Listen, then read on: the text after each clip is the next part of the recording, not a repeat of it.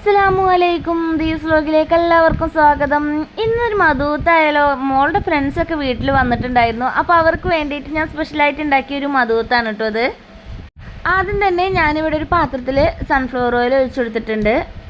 Oil ചൂടായി വരുമ്പോൾ പട്ട, ഗ്രാമ്പൂ, ഏലക്ക, കുറച്ച് കുരുമുളക്, ചെറിയ ജീരകം, ഒരു ബ്ലാക്ക് ലെമണും കൂടി ഇട്ട് കൊടുത്തിട്ടുണ്ട്. ഇനി ഇതിലേക്ക് സവാള ചെറുതായി കട്ട് ചെയ്തതും കൂടി ചേർത്ത് കൊടുക്കുന്നുണ്ട്. ഈ സവാള ഒക്കെ ഒന്ന് അത്യാവശ്യം ഒന്ന് വാടി കിട്ടണം കേട്ടോ. അതിനുശേഷമാണ് ഇതിലേക്ക് ഇഞ്ചി വെളുത്തുള്ളി പേസ്റ്റ് ചേർത്ത് കൊടുക്കുന്നത്. ഇഞ്ചി വെളുത്തുള്ളി പേസ്റ്റ് ചേർത്തതിന് ശേഷം വീണ്ടും എല്ലാം കൂടി നന്നായിട്ടൊന്ന് ഇളക്കി കൊടുക്കാം. ഇതൊക്കെ അത്യാവശ്യം ഒന്ന് വാടി കിട്ടിയതിന് ശേഷം ഇതിലേക്ക് 2 തക്കാളി പേസ്റ്റ് ആക്കിയതും കൂടി ചേർത്ത് കൊടുക്കുന്നുണ്ട്.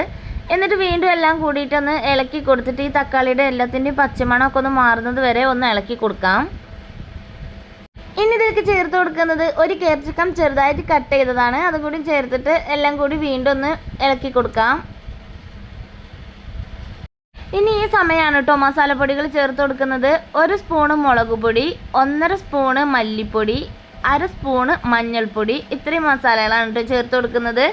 മസാലകൾ ചേർത്ത് കൊടുത്തതിന് ശേഷം നന്നായിട്ടൊന്ന് ഇളക്കി മിക്സാക്കി കൊടുക്കാം. ഈ സമയം ഫ്ലെയിം ലോ ആക്കി വെക്കുക. ഇപ്പോൾ ഇതാ മസാലപ്പൊടികളൊക്കെ ചേർത്ത് കൊടുത്തിട്ടുണ്ട്. എന്നിട്ട് എല്ലാം കൂടി നന്നായിട്ടൊന്ന് ഇളക്കി മിക്സാക്കി എടുക്കാം. ഇനി ഇതിലേക്ക് ചേർത്ത് കൊടുക്കുന്നത് ചിക്കൻ സ്റ്റോക്കാണ്. ഞാനിവിടെ 3 ചിക്കൻ സ്റ്റോക്ക് ഒന്ന് കൈ വെച്ചിട്ട് ഒന്ന് ഞെരടി എടുത്തിട്ട് ചേർത്ത് കൊടുത്തിട്ടുണ്ട്. ഇനി ഇതിലേക്ക് അറബിക് മസാലയാണ് കേട്ടോ ചേർത്ത് കൊടുക്കുന്നത്. ഗ്രാമ്പൂ, പട്ട, ഏലക്ക, ചെറിയ ജീരകം, കുരുമുളക്, 2 വറ്റൽമുളക്, ബേ ലീഫ് എല്ലാം കൂടിയിട്ട് ഒന്ന് ജസ്റ്റ് വറുത്തിട്ട് പൊടിച്ചെടുത്തതാണ് കേട്ടോ.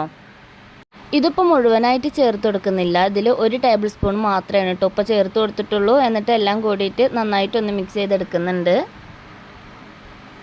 1 കപ്പ് അരിക്ക് 1.5 കപ്പ് വെള്ളം എന്ന രീതിക്കാണ് കേട്ടോ ഞാൻ എടുത്തിട്ടുള്ളത്. ഇനി ആവശ്യത്തിനുള്ള ഉപ്പും കൂടി ചേർത്ത് കൊടുത്തിട്ട് ഇതൊന്ന് തിളപ്പിച്ചെടുക്കാം. തിളച്ചതിന് ശേഷം അതിലേക്ക് ചിക്കൻ പീസൊക്കെ ഇട്ട് കൊടുത്തിട്ട് ഒരു 1/4 ഭാഗത്തോളം വേവിച്ചെടുക്കാം.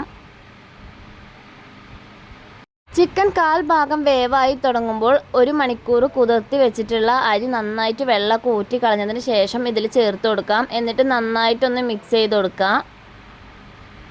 എന്നിട്ട് ഇതൊന്ന് അടച്ചു വെച്ച് കൊടുക്കാം. അത്യാവശ്യം ഒന്ന് തിളച്ച് വരുന്ന സമയത്ത് ഇതിലേക്ക് 4 പച്ചമുളക് ചേർത്ത് കൊടുക്കുന്നുണ്ട്. ഇനി വെള്ളമൊക്കെ വറ്റിയിട്ട് എല്ലാം വേവുന്നത് വരെ വെയിറ്റ് ചെയ്യാം. അപ്പോൾ ദാ നമ്മുടെ മധുഹൂത്ത് ഇവിടെ റെഡി ആയിട്ടുണ്ട്. ഈ മന്തി ബിരിയാണിയൊക്കെ കഴിച്ച് മടുത്തവർ ഒരിക്കലെങ്കിലും ഇതുപോലെ ഒന്ന് ഉണ്ടാക്കി നോക്കൂ. ഉറപ്പായിട്ടും ഇഷ്ടമാവും കേട്ടോ. അപ്പോൾ ഞാനിതിൻ്റെ മുകളിൽ കുറച്ച് മല്ലിയിലയും കൂടി ഇട്ട് കൊടുക്കുന്നുണ്ട്. ഇത് നിർബന്ധമില്ല കേട്ടോ, ഞാൻ എൻ്റെ ഒരു ഇഷ്ടത്തിന് ഇട്ട് കൊടുത്തെന്നുള്ളൂ.